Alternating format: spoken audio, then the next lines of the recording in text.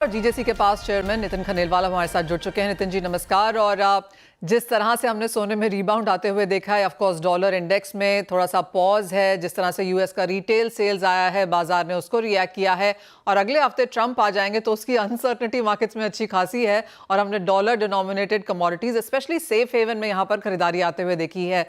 आप कैसे देखते हैं सोने का अब तक का इस साल का रिएक्शन, और आपको क्या लगता है यूएस प्रेसिडेंट जब टेक ओवर करेंगे मंडे को, उसके बाद किस तरह की अनसर्टनिटी आप बनता हुआ देखते हैं, या आपको लगता है बाजार अब सेटल हो जाएंगे? देखिए मनीषा जी, आपके क्वेश्चन में बहुत सारे आंसर है। आपने बताया कि ट्रम्प के आने से बहुत सारी uncertainty, Trump is known for that. Last time भी जब वो आए थे काफी तेजी लेके आए थे गोल्ड में। रीजंस काफी चेंज हो रहे हैं, लेकिन एक प्रिडिक्शन आ रहा है कि उलाढाल बहुत होने वाली है, क्योंकि ट्रम्प को प्रिडिक्ट करना किसी के बस का काम नहीं है। मुझे लगता है अमेरिका का भी कोई कर नहीं सकता। और जब भी मार्केट अनसर्टेनिटी होती है, अनप्रिडिक्टेबल होता है, तब सेफ हेवन की तरफ गोल्ड का ही सेल ज्यादा बढ़ता है। इसलिए ट्रम्प चाहे जो भी करे, गोल्ड के रेट बाउंड टू इंक्रीज होने वाले, ये सभी को दिख रहा है और सुन भी रहे सभी लोग। नितिन जी, जिस तरह की प्राइस वॉल्टिलिटी है, इसके इंडस्ट्री के लिए क्या मायने हैं और क्या खरीदार बाजार में है इन स्तरों पर? देखिए, बाजार में इसको लेके तो काफी चिंता है। सबसे बड़ी दूसरी चिंता यह है कि जो अभी जो रुपीस डिप्रिशिएट हो रहा है, उसकी वजह से भी गोल्ड में काफी तेजी आ रही है। तो इस तेजी की वजह से थोड़ा सा लोगों को दिक्कत आ रही है। इसमें बजट में बहुत सारी एक्सपेक्टेशंस हमारी है, तो मुझे लगता है कि आने वाले बजट के बाद ही इसमें एक्शन में काफी सारी क्लैरिटी आएंगी। जी, तो फिर अंतर्राष्ट्रीय बाजारों के क्यूज को हम देख लेंगे। आपने कहा बजट से आपकी बहुत एक्सपेक्टेशंस हैं, तो अगर आप हमारे साथ 3 टॉप एक्सपेक्टेशंस यहां पर शेयर करें जो आपको लगता है प्रायोरिटी पे है, सेक्टर को चाहिए ही है, वित्त मंत्री को उसकी तरफ देखना ही चाहिए, तो वो क्या होंगी? देखिए, सबसे पहले तो मैं चाहूंगा कि बजट का डायरेक्ट पार्ट नहीं है जीएसटी। जब जीएसटी इंट्रोड्यूस हुआ था तो 2 वर्ड हमको बोले गए थे। एक तो बजट इक्विवेलेंस रेशियो रहेगा, जो भी जीएसटी का रेट है, और यह न्यूट्रल रहेगा। तो ये एकमात्र इंडस्ट्री है जिसका जीएसटी 3 गुना आया था। वैट 1% था, 1.2 था कहीं पे, लेकिन 3 गुना आया था। तो ये हमको एक्सपेक्टेशन है। दूसरा, ईएमआई जो है वो गोल्ड पे हमारी लगातार बहुत समय से डिमांड है, क्योंकि ये सरकार चाहती है कि पूरा लेजिमेंट वे से बिजनेस हो, कैश का इन्वॉल्वमेंट कम हो, और ये जो ईएमआई इसके लिए स्टार्ट होना बहुत जरूरी है। तीसरी बात सबसे इंपॉर्टेंट कि क्रेडिट एंड डेबिट कार्ड के अंदर कमीशन ज्वेलरी के हिसाब से बहुत ज्यादा होता है। आज 80,000 के ऊपर है। लेबर और जीएसटी मिला के सोना 90,000 चले जाता है, तो उसके ऊपर जो चार्जेस लगते हैं वो काफी डिस्करेजिंग है। ये काफी ज्वेलर्स के अंदर देखा गया है कि बहुत सारे कस्टमर अनसेटिस्फैक्शन होते हैं। एक सबसे बड़ी हम गवर्नमेंट को मदद करना चाहते हैं, वो ये है कि अभी अभी रिपोर्ट आई है कल की 26.5% एक्सपोर्ट कम हुआ है। ये बहुत चिंता की बात है। एक तरफ करंट अकाउंट डिफिसिट बढ़ रहा है और दूसरी तरफ एक्सपोर्ट कम हो रहा है। All India gem and jewellery भले डोमेस्टिक बॉडी है, लेकिन इसके पास में बहुत सारे सॉल्यूशंस है एक्सपोर्ट को बढ़ाने के लिए। हम चाहते हैं कि हमें सरकार समय दे, और समय अगर देती तो हमारे पास कंप्लीट रोड मैप है कि इंटरनेशनल लेवल पे इसकी डिमांड कैसे क्रिएट किया जा सकती है। उस पर हमने बहुत अच्छी स्टडी की है, तो हम चाहते हैं कि उसके ऊपर सरकार हमको समय दे। एक सबसे बड़ा एक और मुद्दा है कि कैपिटल गेन, ये बहुत हार्मफुल होता है गोल्ड के लिए। प्रॉफिट ना होते हुए भी रेट इतने बढ़ जाते हैं, उससे कैपिटल गेन की वजह से काफी लोग डिस्करेज होते हैं। तो कैपिटल गेन से गोल्ड को उसके अंदर बाहर रखा जाए। और एक और महत्वपूर्ण बात है कि आज भी हॉल मार्किंग को 5 साल लगने के बाद में भी 65% इंडिया के अंदर हॉल मार्किंग आया नहीं है। केवल 35% जोग्राफिकल पार्ट में हॉल मार्किंग है। सिल्वर हॉल मार्किंग भी एक्सपेक्ट कर रहे हैं हम लोग, तो सिल्वर हॉल मार्किंग के लिए भी हमारे पास में बहुत सारा रिकमेंडेशन है। तो ऐसी काफी चीजें हम गवर्नमेंट से चाहते हैं कि वो कैपिटल गेन हो। और सबसे इंपॉर्टेंट, जो अभी करंट अकाउंट डिफिसिट हम रोज देखते पढ़ते सुनते आ रहा है, और इसका दोष कहीं ना कहीं ज्वेलरी पे दिया जाता है, तो उसके लिए all India gem and jewellery domestic council ने गवर्नमेंट को गोल्ड मोनेटाइजेशन स्कीम का पूरा रोड मैप दिया है, कंप्लीट ब्लूप्रिंट हमारे पास में। अगर इस पे भी सरकार हमको समय देती है तो हम 800 से 900 टन का इंपोर्ट 100 टन के ऊपर ला सकते हैं। ऐसा हमारे पास में complete end to end solution है with legal law and consultation. वाह, तो क्लियरली अच्छी खासी वहां पर लिस्ट है नितिन जी आपकी, और जैसे आपने कहा कंप्लीट जस्टिफिकेशन फॉर्मूलाज मैथ्स के साथ आपने इसको प्रेजेंट यहां पर किया है, तो आशा यही है कि वित्त मंत्री इसके ऊपर नजर डालेंगी। GST, EMI, card limits, capital gains, export of jewellery, mandatory hallmarking, और ऑफ कोर्स काफी सारे नंबर्स आपने यहाँ पर इंपोर्ट को लेकर भी हमारे साथ शेयर किए। आशा यही है कि कुछ ना कुछ आता हुआ हम जरूर देखेंगे इस बार बजट में। बहुत शुक्रिया एज ऑलवेज हमारे साथ जुड़ने के लिए, बाजार पर और बजट एक्सपेक्टेशंस दोनों पर ही यहाँ पर चर्चा करने के लिए। धर्मेश को अब यहाँ पर इंक्लूड करेंगे चर्चा में। धर्मेश, सबसे पहले तो सोने के प्राइसेस पर अब यहाँ पर क्या सेंस है, क्योंकि इस साल की शुरुआत अच्छी हुई है, क्या ये सस्टेन रहेगा और अगला हफ्ता काफी इंपॉर्टेंट है, क्या राय देंगे आप यहाँ पर इन्वेस्टर्स को, how to play next week? छोटी अवधि के लिए मेरे हिसाब से अभी भी इसमें तेजी है। अगर आप देखिए 2700 का स्तर होल्ड कर रहा है मार्केट, और डोमेस्टिक मार्केट में ऑलमोस्ट 79,000 के ऊपर आ चुका है। छोटी अवधि के लिए मुझे लगता है कि 79,350 टू 79,400 की तरफ बढ़ सकता है। मैं अभी भी इसमें काफी बुलिश हूँ। मुझे लगता है कि आने वाले समय में ये 80,000 के स्तर भी ब्रेक कर सकता है। फंडामेंटली टेक्निकली काफी फर्म है। जियोपॉलिटिकल टेंशन अराइज हो रहा है। अभी भी रूपी इतनी डेप्रिशिएट नहीं हुई जितनी बाकी सारे करेंसीज डेप्रिशिएट हुए हैं। तो मुझे लगता है कि 88 टू 90 के स्तर आपको ये साल के अंतराल तक दिखा सकता है। तो इस कारणवश बाकी सारे कमोडिटी मार्केट में आपको, स्पेशली एमएससीएक्स में, आपको तेजी देखने मिल सकती है। तो मैं बाय की सलाह दूंगा, और इमीडिएट टारगेट इसका अराउंड 79,300 का रहेगा इंट्राडे या 2 दिन के लिए। ऑलराइट, एक महीने में 2.5% की तेजी आपकी स्क्रीन पर वहां पर सोने में, और चांदी ने आपको इवन बेटर रिटर्न्स दिए हैं। चांदी में अब तक इस साल में हमने 6.5% का रिटर्न आते हुए देखा है।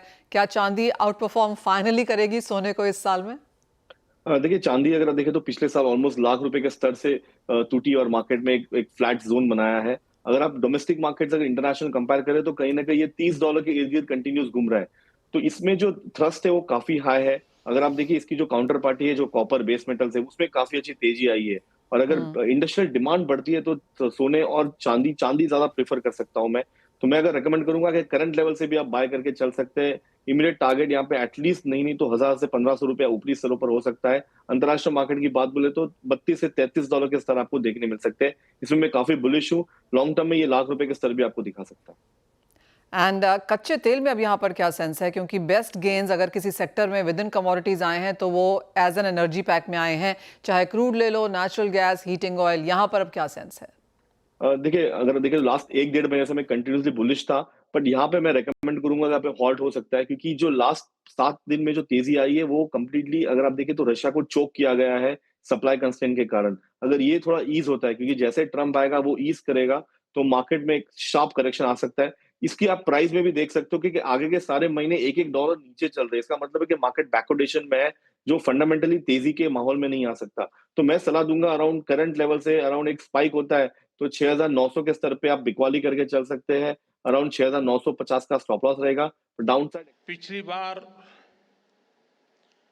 जब मैं आपके बीच आया था तब लोकसभा के चुनाव ज्यादा दूर नहीं थे। उस दौरान मैंने आप सबके विश्वास के कारण कहा था कि अगली बार भी भारत मोबिलिटी एक्सपो में जरूर आऊंगा।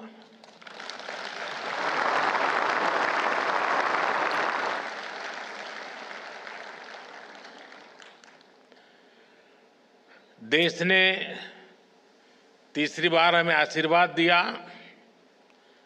आप सभी ने एक बार फिर मुझे यहां बुलाया। मैं आप सबका आभार व्यक्त करता हूं। साथियों, मुझे खुशी है कि इस वर्ष भारत मोबिलिटी एक्सपो का दायरा काफी बढ़ गया है। पिछले साल 800 से ज्यादा एग्जीबिटर्स ने हिस्सा लिया। 1.5 लाख से ज्यादा लोगों ने विजिट किया। इस बार भारत मंडपम के साथ साथ द्वारका के अशोभूमि और ग्रेटर नोएडा के इंडिया एक्सपो सेंटर में भी ये एक्सपो चल रहा है।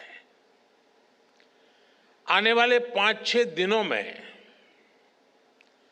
बहुत बड़ी संख्या में लोग यहां आएंगे। अनेक नई गाड़ियां भी यहां लॉन्च होने वाली हैं। ये दिखाता है कि भारत में मोबिलिटी के फ्यूचर को लेकर कितनी पॉजिटिविटी है। यहां कुछ एग्जीबिशंस में विजिट करने, उन्हें देखने का अवसर भी मुझे मिला। भारत की ऑटोमोटिव इंडस्ट्री फैंटास्टिक भी हैं और फ्यूचर रेडी भी हैं। मैं आप सभी को अपनी बहुत बहुत शुभकामनाएं देता हूं। साथियों, भारत के ऑटो सेक्टर के इतने बड़े आयोजन में मैं आज रतन टाटा जी और ओसामू सुजुकी जी को भी याद करूंगा।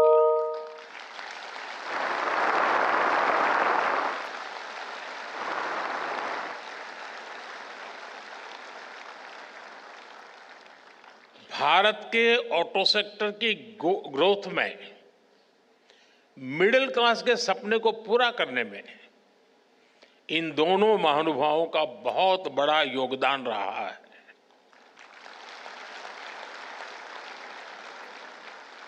मुझे भरोसा है कि रतन टाटा जी और ओसामा सुजुकी जी की लेगेसी भारत के पूरे मोबिलिटी सेक्टर को इंस्पायर करती रहेगी। साथियों, आज का भारत एस्पिरेशन से भरा हुआ है, युवा ऊर्जा से भरा हुआ है। यही एस्पिरेशंस हमें भारत की ऑटोमोटिव इंडस्ट्री में दिखाई देती हैं। बीते साल में भारत की ऑटो इंडस्ट्री करीब 12% की ग्रोथ से आगे बढ़ी है। Make in India, make for the world के मंत्र पर चलते हुए अब एक्सपोर्ट भी बढ़ रहा है। इतनी तो दुनिया के कई देशों की पॉपुलेशन नहीं है जितनी हर साल भारत में गाड़ियां बिक रही हैं।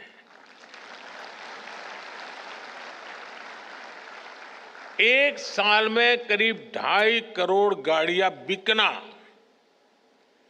ये दिखाता है कि भारत में डिमांड लगातार कैसे बढ़ रही है।